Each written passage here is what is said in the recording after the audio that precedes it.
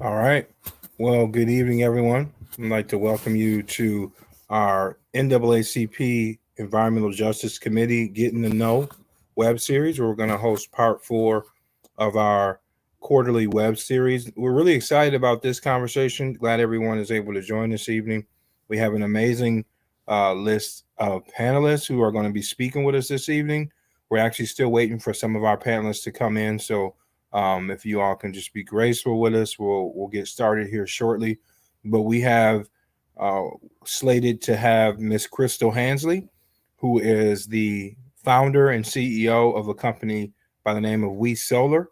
She's actually the first African American woman in the country to own her own community solar company. So she's going to be sharing with us what that experience has been like for her in the community of Baltimore, where they are located.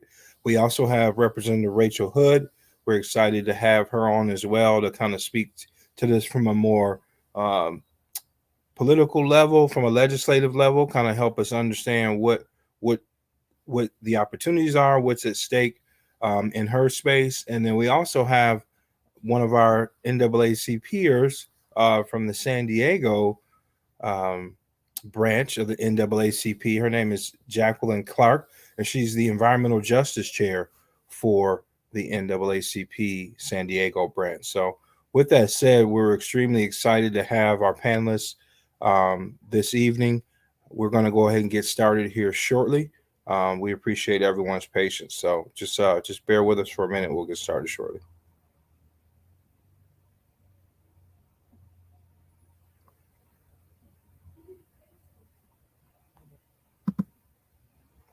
All right, Mr. Watson.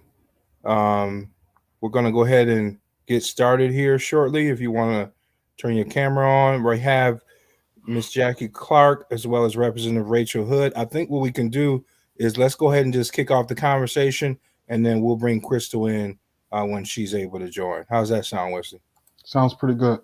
And Wesley will be our moderator this evening. So I'm going to go ahead and bring Miss Clark as well as Representative Hood in now, and you all can start the conversation. Well, thank you all so much. I'm going to do a quick introduction. My name is Wesley Watson.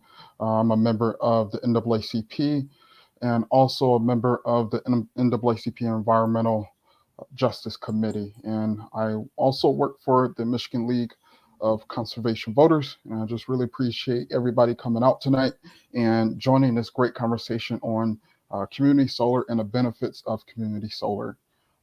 We have our amazing panelists. We have Jacqueline Clark from the San Diego branch of the NAACP, and she is the EJ chair of that branch. And we also have State Rep Rachel Hood, who is an amazing champion on all environmental issues here in our Great Lakes state of Michigan, and always fighting for the people and always fighting for sustainable policies at the legislative level. We'll first open up introductions to State Rep Rachel Hood, then we'll kick it off to Ms. Jacqueline Clark. Hi there. Thank you, Wesley. It's great to be here with you and to be with Jacqueline Clark as well. Nice to meet you virtually, Jacqueline, and glad everyone is here watching if you're taking the time. I have served the 76th House District in the city of Grand Rapids for the last 3 years and am continuing to run right now for my third term in Michigan's legislature. I serve in the State House on the Appropriations Committee and work on appropriations for agriculture and natural resources, also the school aid and Michigan Department of Health and Human Services, which touches on some environmental justice and certainly health justice issues that are related to the environment. Before joining the legislature, I worked for about 20 years in various capacities on advancing urban areas, advancing green infrastructure, green building, sustainable business practices in healthcare, and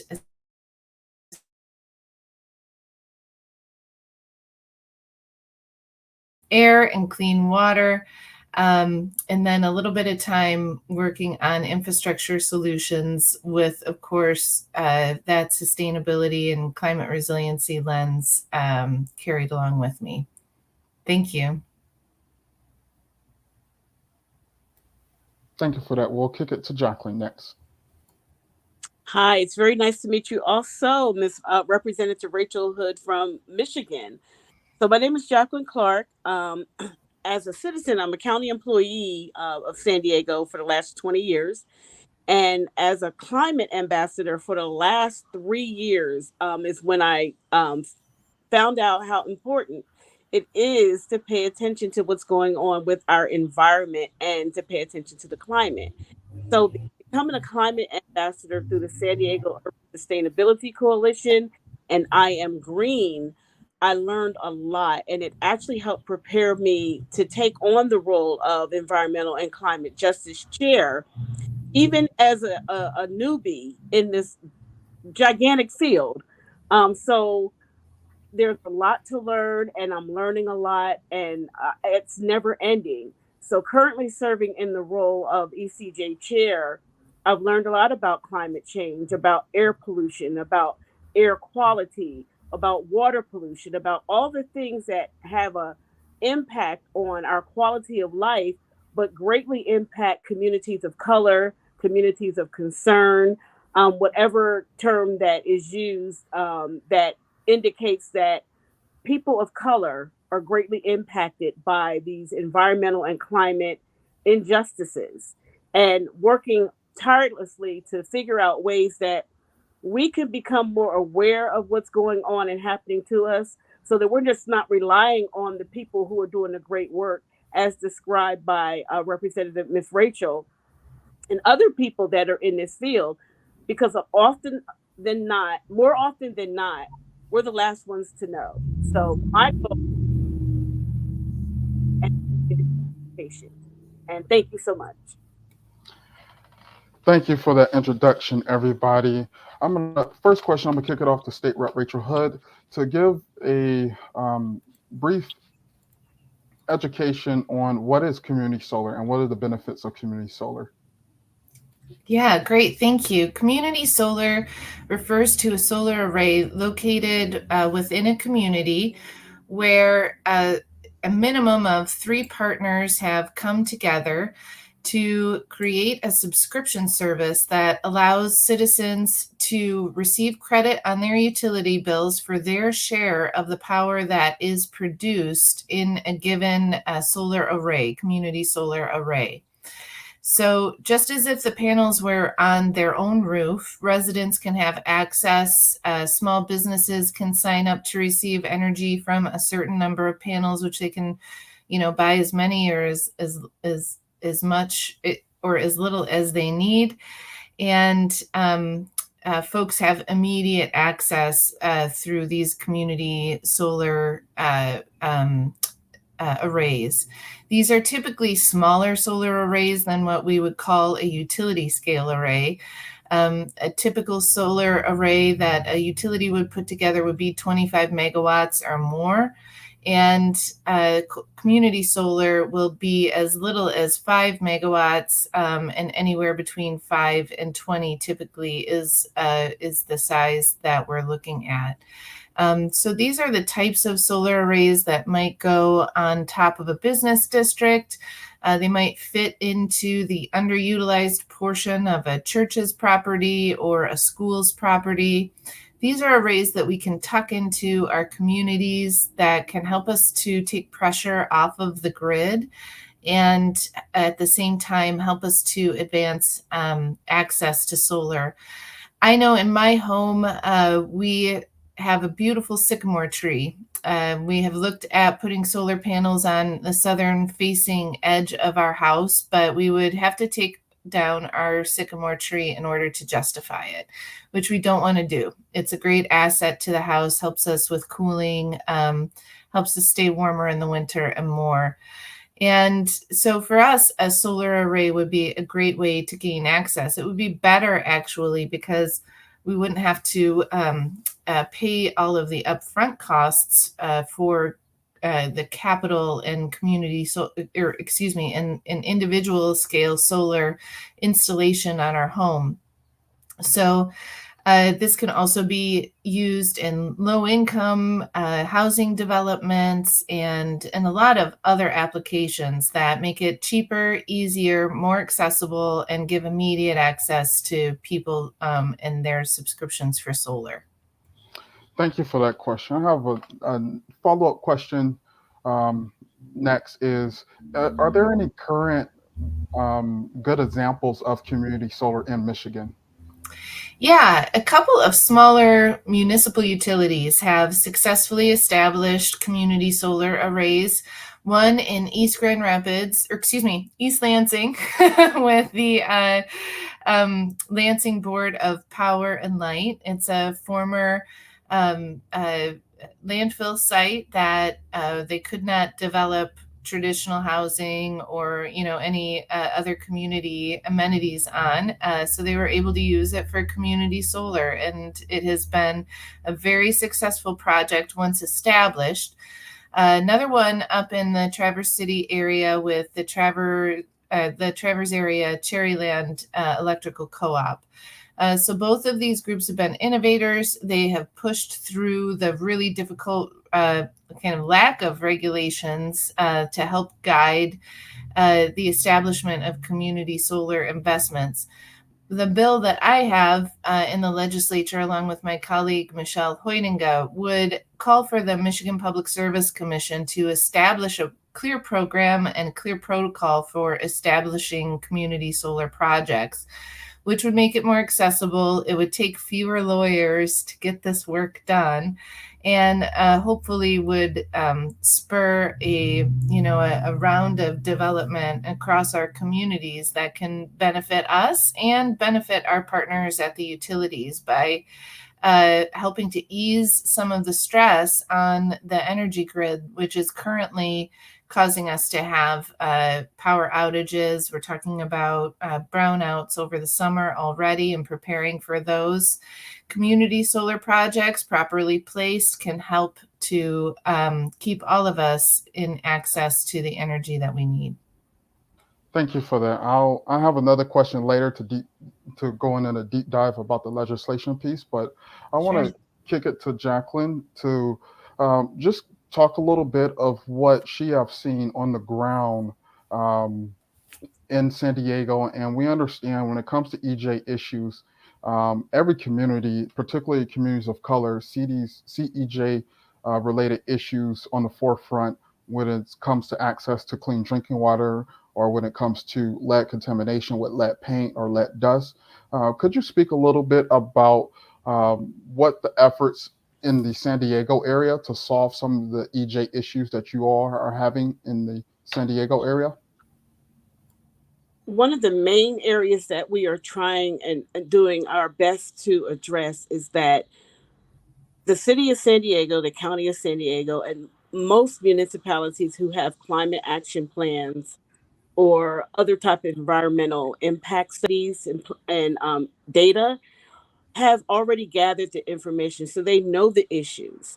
But what is striking to us is that there is not enough funding that is clearly set aside to address these problems. So we're going after funding. We want in budgets the clear line items that address climate and environmental injustices with definitive projects that address them. So if we're going to talk about solar, since this is the topic of the conversation, let's say, for instance, with community solar and the fact that it's mentioned that about it being accessible and affordable. So who are the people that are going to be coming and a part of at least a three-party interest that are going to establish the community solar power? And then how will they set the cost to make sure that low-income families really do have a benefit from community solar? So if we're in the city of San Diego and we're trying to negotiate that with people who want to come and establish community power or community solar, we're going to say that instead of a traditional or maybe where they say 15 cents on the dollar, so using solar energy costs 85 cents, they're saving 15 cents.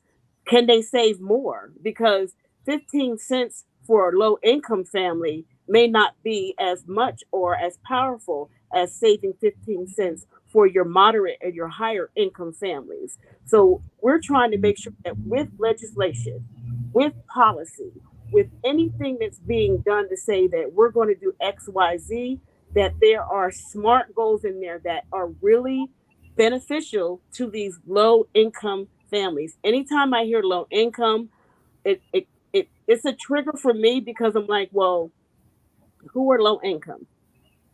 What demographic makes up low income? And by the data, we know it's people of color, communities of color, communities of concern, all the same thing. When you hear those, they're interchangeable. So then how are they greatly affected by these things? And it's always due to accessibility and funding and the lack thereof. So if policymakers and legislators and those who are elected officials really want to move the needle, they have to do so with a pen and funding and make sure that there's a clear line item budget number, memo, whatever it is that they do in each state that clearly says we have funding and we're going to do whatever it takes to make sure that the funding is enough and that it covers all aspects of whatever the project is that's being addressed to get it done. So those are the things that are meaningful and measurable, attainable, all of that. And without that, it's just talk. Thank you for that answer. Well, Kareem, are you going to jump on? But I can introduce Crystal Hainsley. Crystal Hainsley is the founder and CEO of We Solar. It's the first Black woman community solar project in the country. She based out of Baltimore, but originally from Brooklyn. Just really glad for you to join us today and just really speak on the first question I asked State Rep Rachel Hood about what is community solar. Can you answer that question for us as well? And also, after that question, just give a brief description of the mission of We Solar. Oh, yes. Thank you, everyone. My name is Crystal. I'm the founder and CEO of We Solar Inc. Really pleasure to be here and joined by the esteemed panelists. And I'm sorry, I have to jump right in to, piggyback off of what Jacqueline was saying. I concur. I've spent about 8 years now in the community solar space in the Mid-Atlantic region, and how community solar is accessible. And it took about 6 years for the Community Solar Act of 2015 to actually get passed, right? And another 4 years on top of that, bringing us 2018 until the project actually became into the implementation state. And then on top of that, the verification process for low to moderate income and what is defined as low income, and then the hearings and the work groups, another 2 years on top of that, because those distinct languages as far as what is low income, right? And how do we make it accessible? And therefore, how do we, verify low income? It was just a mess because of the vague language and the policy. But at the end of the day, if you're just trying to get something started, try to get something done, you don't want to write too much language to where it's too much pushback. So I see both sides. And what we've come up with, and now with the 22 other states, including the latest being New Mexico, that have some form of community solar legislation, and all 50 states have it, but we can argue whether it's vertically integrated and all that stuff, utility owned, independent developer owned, private owned, co-op owned. There's like 4 or 5 different models. But here in the DMV area, I would say is that they use the census tract language. So for the legislators that's on the call that want to really understand how to pinpoint and learn from the other jurisdictions as far as what's been working 10 years in on the other side of the country, is we'll model the language after what's at the federal level, right? So that there's already federal programming that have unique census tract language. If you fall into the census tract, you can automatically be considered low income if you receive SNAP benefits, if you receive Social Security benefits, SSI, SSDI, housing, vouchers, Section 8. That's all poverty level or slightly under. But those federal programs have been the mark as far as what we have seen for what qualifies as low income. And if you can get that right out the gate, then it would definitely save your grassroots and a lot of your organizations, environmentalist lobbying groups, EJ groups, a lot of time, 2-3 years on down the road. But yes, We Solar, we're a full service development firm located out of Baltimore, Maryland. I have about 10 years prior to joining the renewable energy space on Capitol Hill. So I do have a policy background at the federal level. And I'm just, happy to be a part of this conversation. Prior to starting We Solar, I launched on Juneteenth of 2020. I was with another startup, and the primary reason that I wanted to have my own agency, and literally agency as in the organization, but agency over my own ideas, is because there was just a lack of diversity, and also the language and the jargon that was being used, I can see was also a barrier, and the lack of cultural competency from the majority of the solar firms were deploying and implementing community solar just didn't resonate with communities of color. And so, Maya Angelou, if there's a book that you would like to be read or see and it's not there on the bookshelf, you have to write it yourself.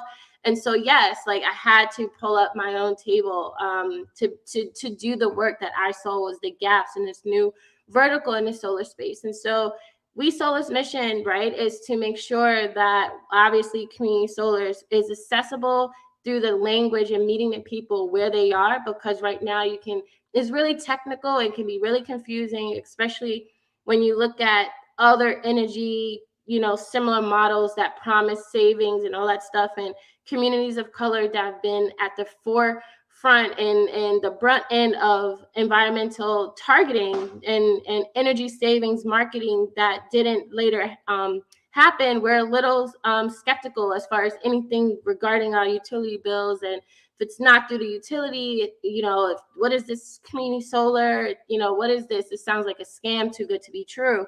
So just cutting through all of that jargon and really advocating on behalf of the people through a grassroots style, community-led, community-owned. That is, and that has always been my approach from a community organizing lens. And so we're social, enterprise, doing solar development and also managing the solar subscriptions as we deploy more community solar, but coming at it from a community-centric lens.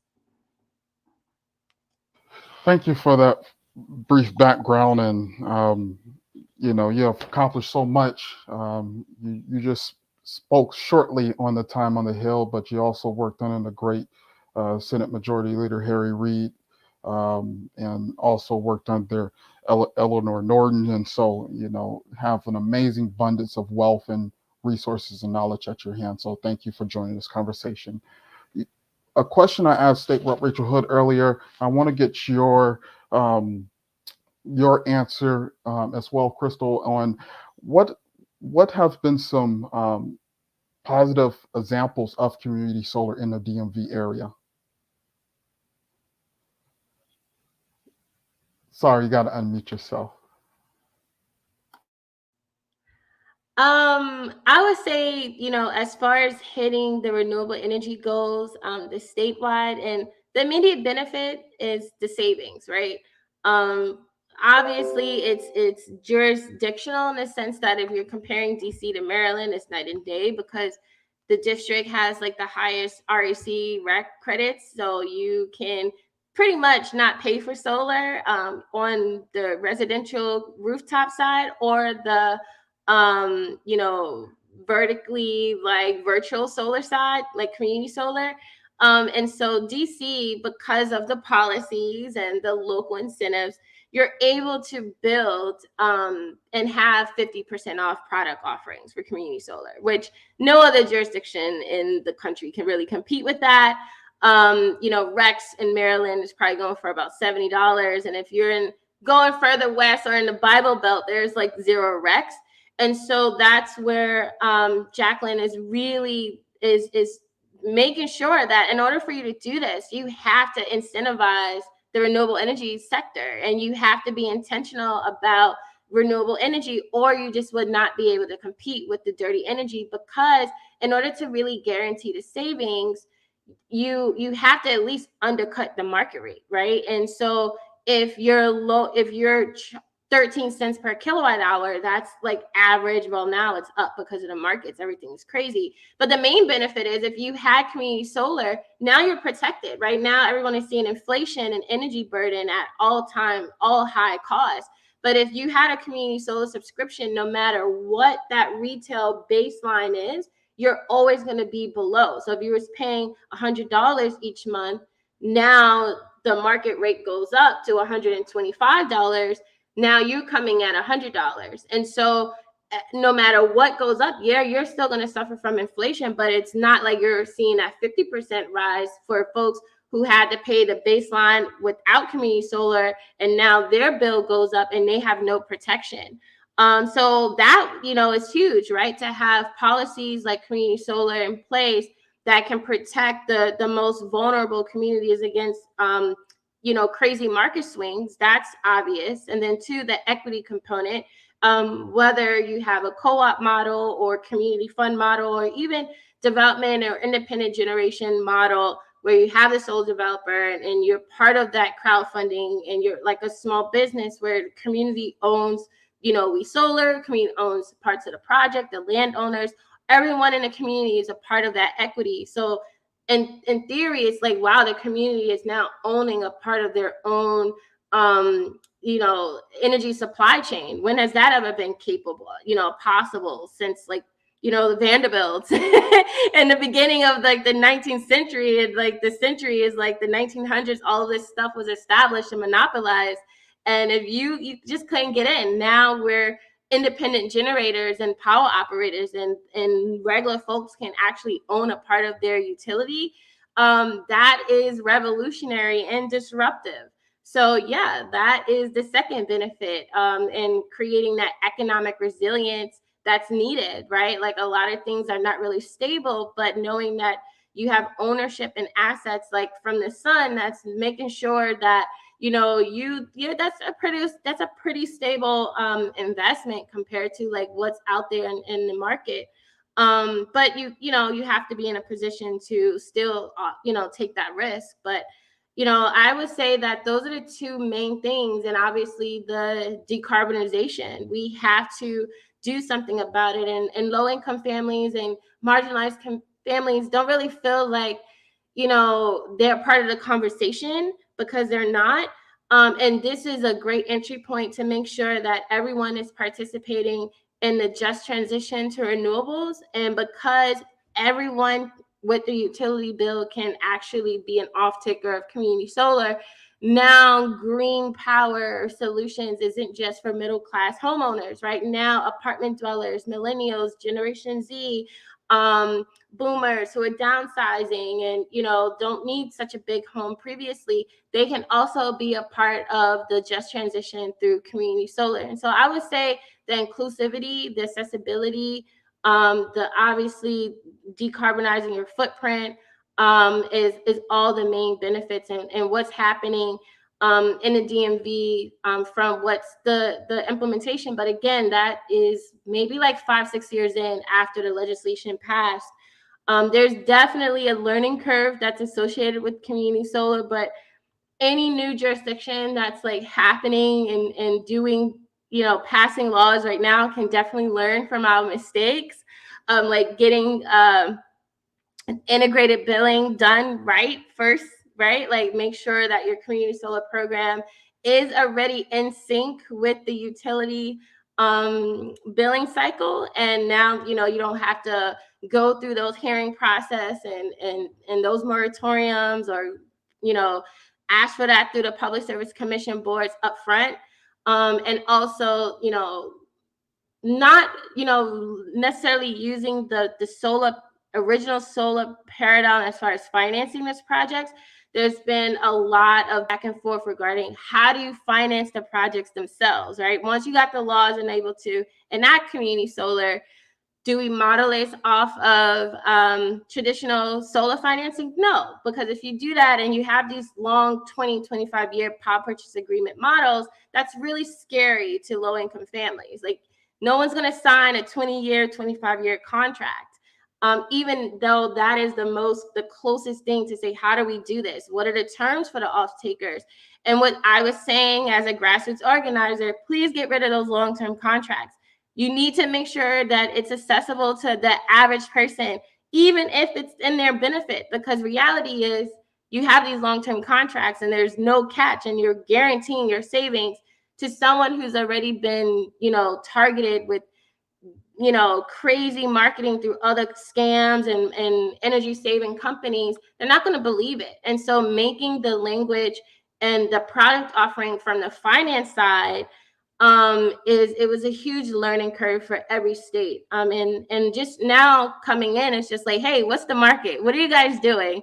And just jumping right in. Don't start from scratch. Like, look at where the market is at. The market is not requiring credit scores. I was advocating for that. That's now a non-issue. So now when you have a product in community solar, no one is doing long-term contracts anymore. The market corrected itself once they saw that no one was signing up with those ridiculous terms. They were really scary. You got rid of the cancellation fees. You got rid of the escalators. All of that is like, no, model this is close to what people are doing by just paying their normal utility bill. Get rid of all of this extra stuff. So that would also be what I would say is working now is, there had to be 2-3 years of growing pains and coming back to, hey, what the market wants. And so any new policy that's being implemented now can just jump right in and say, what are the average terms in the states that are existing? And those are really where the terms are now. And you don't have to start from scratch and doing the, what's working, what's not working. And yeah, so you get to learn from all the other jurisdictions woes. Thank you for that. I'm going to kick it back to State Rep Rachel Hood to speak a little bit about the legislation piece here in Michigan around rooftop solar, and also talking about the barriers that we see when it comes to rooftop solar currently here in Michigan, and also a new legislation that was introduced a couple months back called Keep the Power On or Pay Up. Okay. So rooftop solar in Michigan has slowly taken off, and I think could use a lot of help.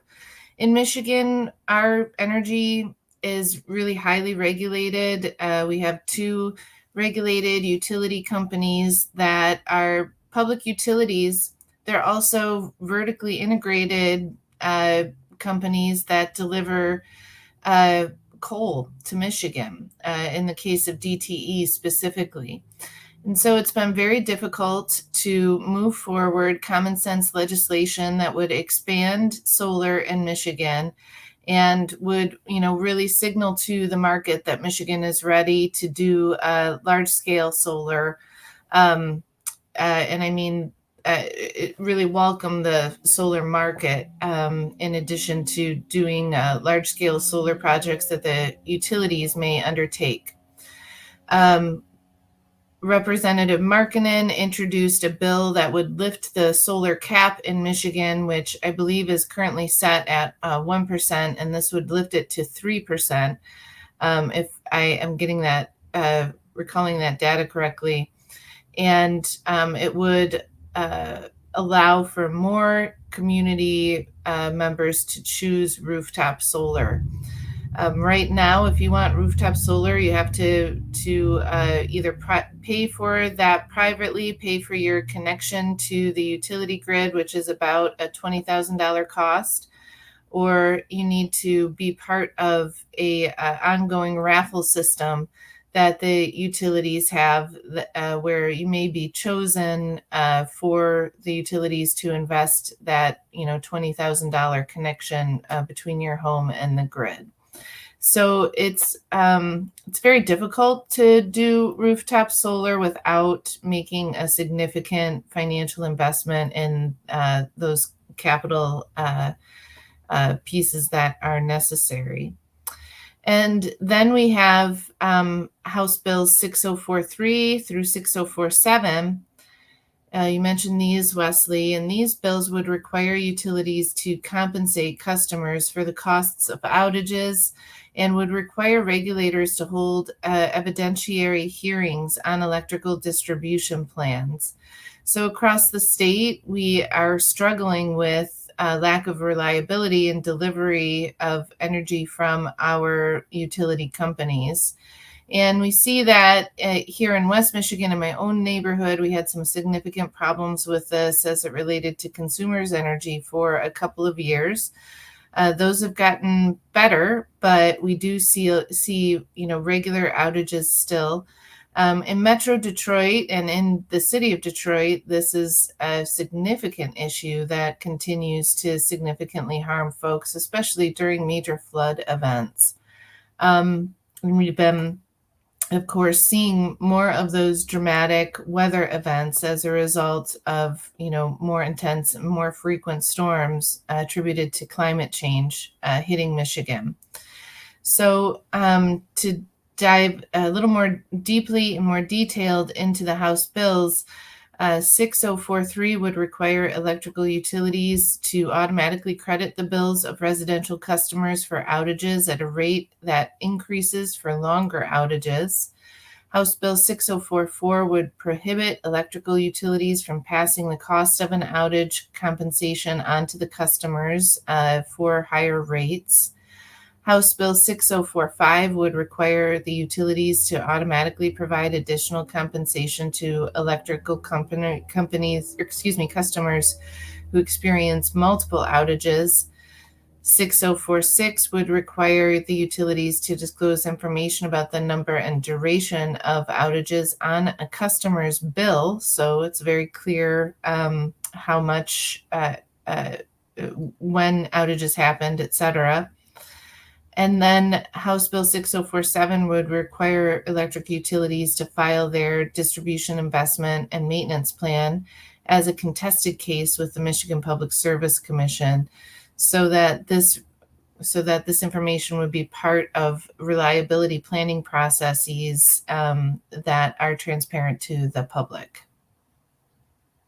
Thank you for that update. Any other legislation on the community solar front that you could speak about? Related to community solar and other solar investments, I did recently introduce a bill around requiring prevailing wage for clean energy projects in Michigan. So this would allow union contractors to be more competitive in their bid processes to hopefully deliver their highly skilled workforce to the development of clean energy in Michigan. Thank you for that. Jacqueline, I want to kick it to you next, just to speak about what's at stake when it comes to communities of color, particularly Black folks, on how we can get involved within the EJ space, and how can we change the conversation of how funding and other things happen within the environmental sustainability space.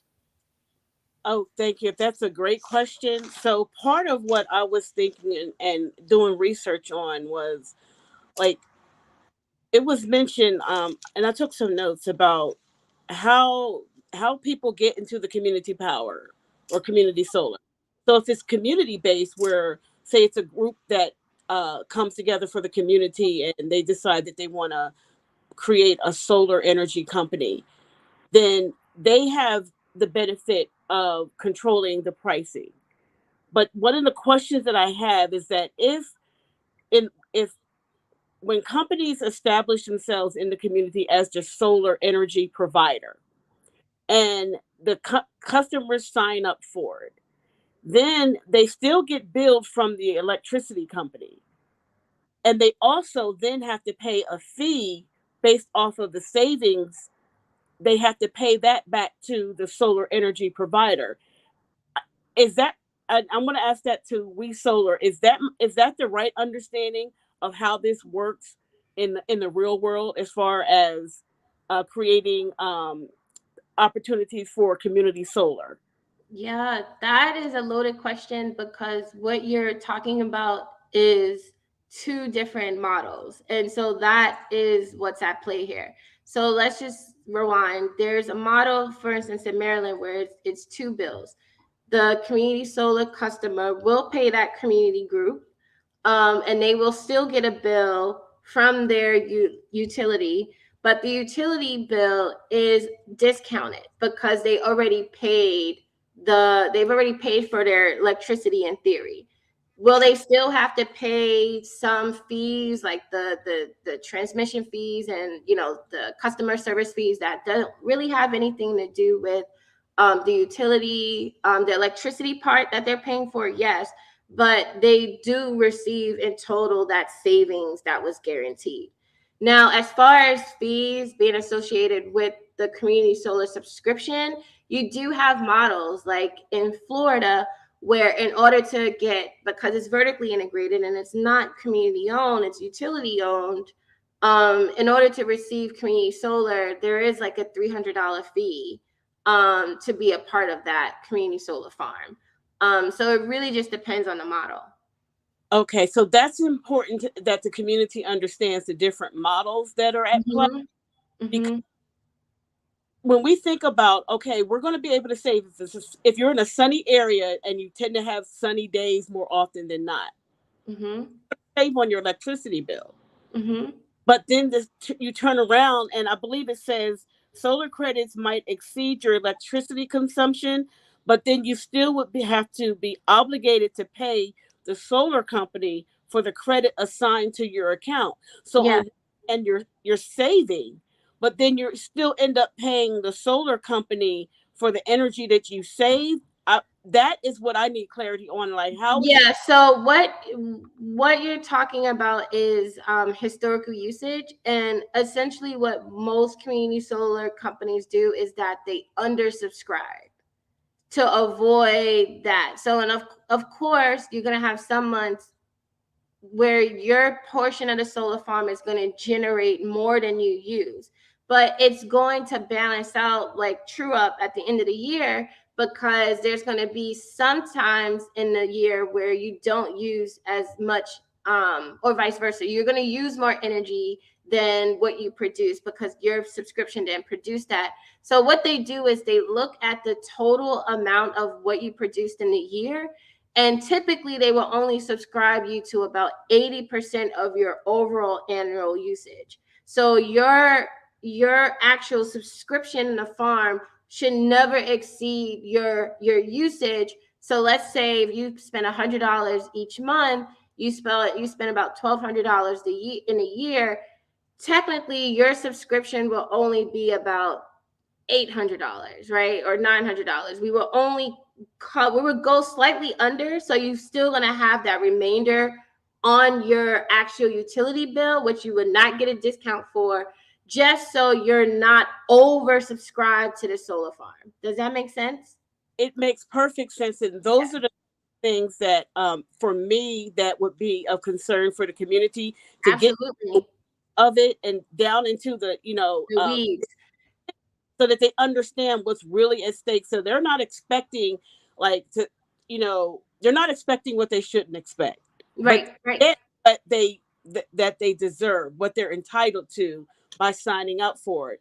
And the other issue that I think will affect communities, especially low-income families, is that if We Solar is the first in the nation to be a African solar company, I don't even know of any other. I didn't even know that We Solar was African American owned until today.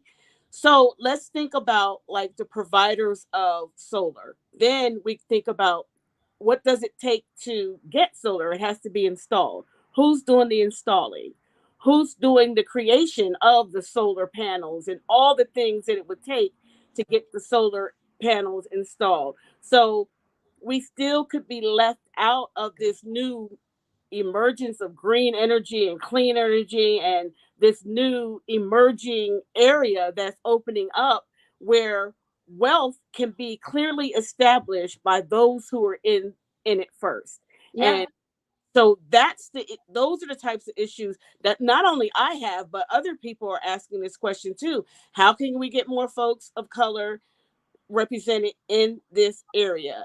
Not just being solar panel recipients, but being installers, being repairers, being owners, and even within the community sector, having the community own it. And I know community power is the big energy companies are like, oh no, we're not having that. But those are the areas that we know are going to continue to impact us, and therefore we miss out on being able to establish wealth and move from being low income to moderate to high income earners. So that's where it is. And to me, I'm not going to say it's simple, but I'm an accountant. And when things don't add up, whenever you do a debit on one side, there has to be a credit on the other side for things to balance. And so far in the solar industry, it's not balancing.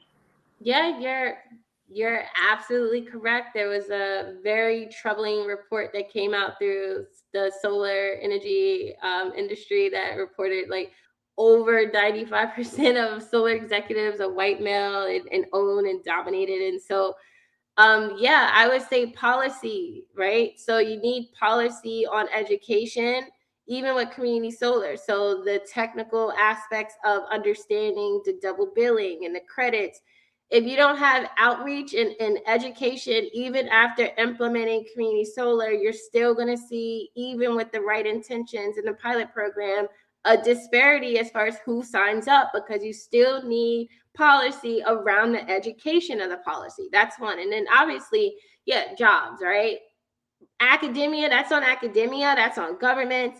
When the college grads that's graduating in 2023, unfortunately, they're not equipped to jump into this renewable energy space. I graduated in 2011 undergrad, but 7-8 years later, the policy passed, right? And so what's happening is that the private sector is moving at lightning speed, and the institutions that's in charge of creating their certifications and the executives, the financing, the law, that's still being created, right? Or it hasn't even been done yet. So there needs to be these policies that connect the fellowships or the internships with the developers in real time. So there's no lag in I would say labor, right? Because you need to have a highly skilled force to really do this work. But if there's just this lack of the HBCUs or the community colleges aren't really connected to the private sector, then obviously the same old will continue being the developers and the owners and choosing the contractors, and that's how they keep the wealth. It's the education part, but you need to have policy making sure that those certifications and the workforce development is incentivized. And say, hey guys, we have a grant. Whoever can create this workforce development, creating that private sector to the institution pipeline, get this money so we can keep this flow of economics in these concentrated areas and frontline communities. Folks will be writing all types of programs to figure out that solution. So again, policy is always the center and solution to we know the problems that we have. And we also know the solutions is always the idea of the lack of resources or funding. I got a follow-up question. State Rep Rachel Hood, I know you spoke a little bit about the bill. You said to focus in on union jobs. Could you speak a little bit about what the workforce development piece looks like when it comes to community solar and clean renewable energy here in Michigan? Particularly, with our governor released a Michigan Healthy Climate Plan a couple weeks ago, and in that plan, she installed the Justice 40 initiative for Michigan, and where 40% of investments within environmental go to underserved communities. Could you speak a little bit about that and the big piece on how can we get communities of color involved within that workforce development here in Michigan? Yeah, sadly, I mean, in comparison to what we are hearing from Crystal and We Solar about what is happening in DC, and then similarly what is happening in San Diego and in other parts of the country, Michigan just doesn't have the solar jobs that other states do because we have, really allowed our utilities to block progress in this industry and drive the conversation legislatively over the last several years and in really decades. But as it pertains to this issue, I would say we've been working on this for 15 years or more in pursuit of opening up clean energy field and jobs and the green economy in Michigan, and we're just not there yet. Workforce development wise, we are spending more money in our budget to encourage people to move into technical careers. The pendulum swang, focusing heavily on, driving all of our kids into traditional four-year colleges. And now it is swinging back to better accommodate the trades, and that I think creates some new opportunities for young people to self-identify and go into those spaces. But we do not have robust solar training programs. We do not have robust wind training programs in Michigan because the market is very controlled by our utilities. The utilities are hiring, and like many industries, they have seen an enormous shift to the baby boomer population moving into retirement, and these jobs are available, and moving through training through the electrical workers trade unions, or maybe through some community college programs, provides you with entrance to those entry level energy jobs in the utility sector.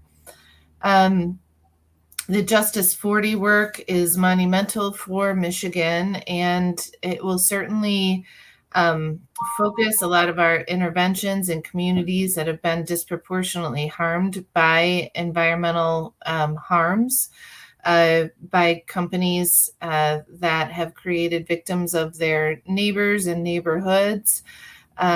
So we will see more resources going into those communities, and I hope that once we do open up the solar industry a little bit wider in Michigan, that it provides that onboarding of individuals from environmental justice communities to begin to play a significant role in the clean energy economy here in Michigan.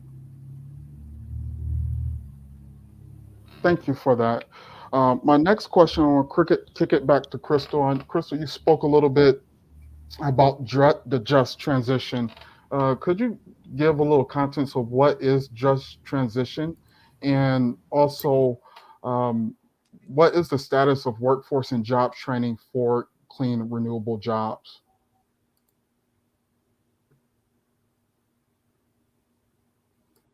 Was that to me? I'm sorry. Yes, that was to me. I was saying that, the environmental justice,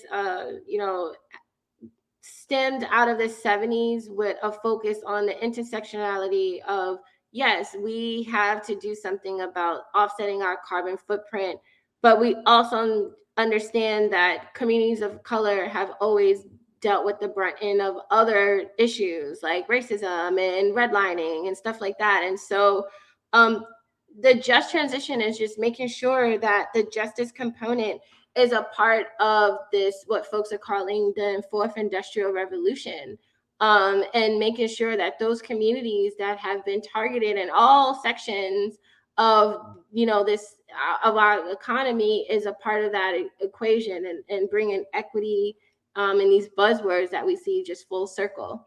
So that would be my answer to that. And what was the second part of the answer? The question. workforce development within the clean renewable sector? Yeah, I think that's also what Representative Rachel Hood was saying.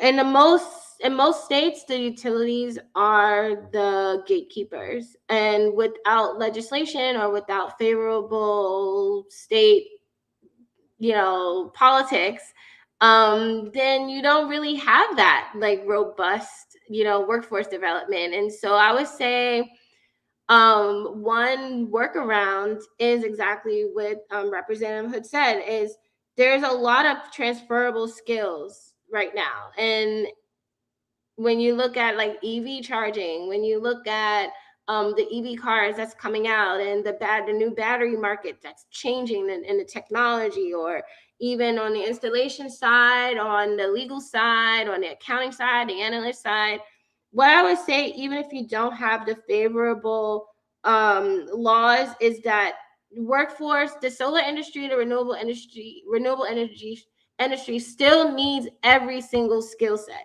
So if you're a mechanic, or if you're studying, the new cars and your mechanical trade school, or not, or if you're a traditional mechanic, then you should still go after your certifications, even if you don't have a lot of like EV port stations now, because you could and you will see that on the interstate, right? And you can be the first person to set up an EV mechanical shop there because you have the skills to do so. So follow the technology, even if it's not being, if it's not robust in your state. But if you have if you're an electrician and you may not have a robust, workforce development, certification outside of what training the utilities may do once you get the job, I would say stay on top of your studies and see how very closely your trade is connected to the renewable energy sector, and go online and YouTube's and just,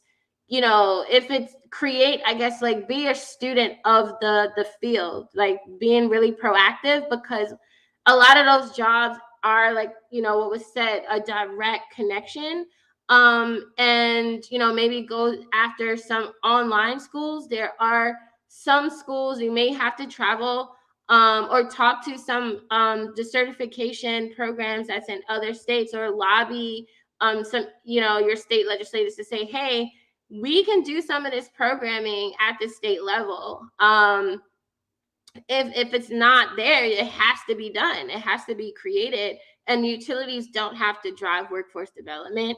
But also academia, there's a awakening to saying, hey, like, as we shift to more trade jobs, and that's the focus, like, why don't we just model what's happening in the country, or what other groups you have, like Grid Alternatives, that's a nonprofit that's leading the charge. You got Power 52 and Rob Wallace Group that's leading the charge. These nonprofits that's doing the work and have their certifications. And I would say they're regionally at the moment, but clearly that is a formula that can be duplicated and replicated nationwide. And that's policy saying, hey, get Grid here, get Power 52 here, get a We Solar here, get these experts here. Let's create these curriculums, because there's people doing it. But you need to be incentivized, and you have to have capital in order to do that. So it's just mostly not recreating the wheel, but looking at the wheels that already have been tested and proven, and then identifying that, right? The community always understands where the pain points are, and also always have the solutions, just funding it and creating the policy around it. Thank you for that. That was so powerful. The NAACP a couple of weeks ago hosted a Black Business Roundtable, and EV was a central point within the conversation that we were having, and how can we capitalize on getting EV charging stations and creating businesses within Black-owned EV stations. And so thank you for sharing that, Crystal. Next question is, we're going to wrap up here shortly. Any closing remarks that we have from the panelists? We'll kick it off to State Rep Rachel Hood first, then Jacqueline, then round it out with Crystal. Yeah, I want to empower folks to really get involved in pushing for clean energy in Michigan and also electing representatives who will do the same, who are committed to it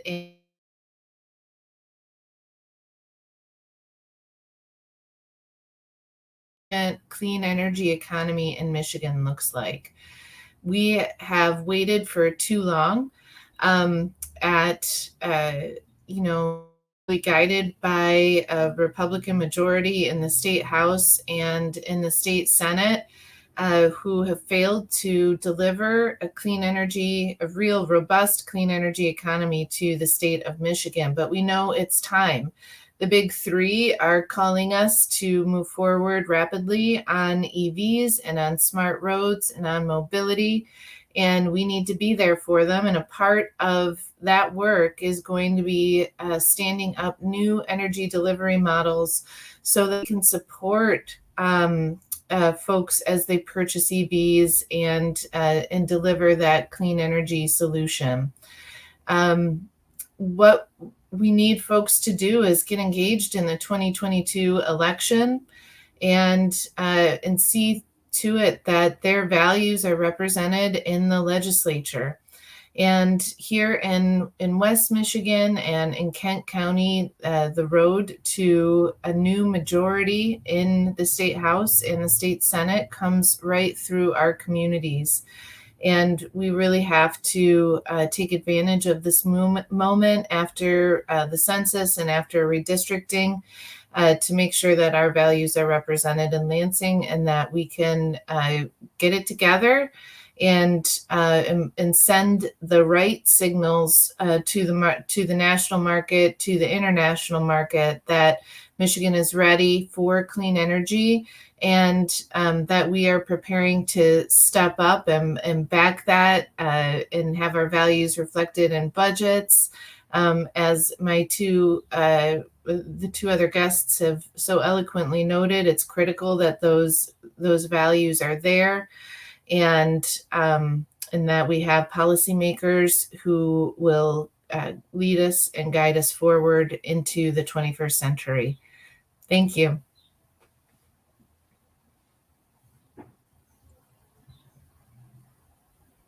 Kick it to Jacqueline next. Okay, I didn't want to jump in, and I didn't know if you were going to have remarks.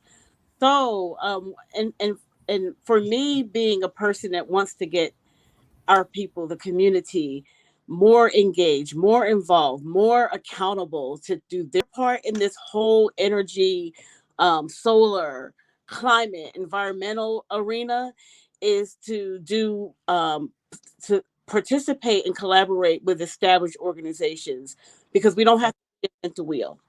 So one of the things we did here in San Diego recently was we had Electrify Your Life. We did an electrification event where we had EVs that people could come, they could sign up, they could learn about the EV, then they could test drive it. We had induction cookware and induction cooktops where people can learn about energy saving cookware that will help reduce the cost of their bills at home. We had them learn about what it looks like, their energy bill. Now, we have Sempra Energy and locally San Diego Gas and Electric. So they got a chance to look at the breakdown of their bill so they could understand where their energy costs are soaring and what months and why. So doing things like that, where we're having community events that educate and bring awareness to energy saving techniques, is very important. But also on the flip side of that is like the sister from I'm sorry, I can't remember your name, but from We Solar mentioned grid alternatives. We have grid alternatives here in San Diego, and they actually did do a workforce partnership type of training or collaboration with the state of California, so that they have programs where they are training folks to go out and be able and be prepared to work in these green areas, to work in solar, to work in anything that is going to be the opposite of what we're doing now. So grid alternatives is an excellent idea to see how you can bring them to your state or get involved in a collaborative project with them, because as we said, without reinventing the wheel, you can collaborate and you can kind of farm out some of these activities if the state can't do it, but they can certainly set aside funding for it. They can help in that area so that we can get a workforce that is ready for these types of things like battery storage. What happens when these EVs break down? Who's fixing them? Who's geared up to repair them? You can't necessarily take them to a regular car dealership or whatever if they don't, and they may not have, or they may have limited staff that's able to repair these types of things.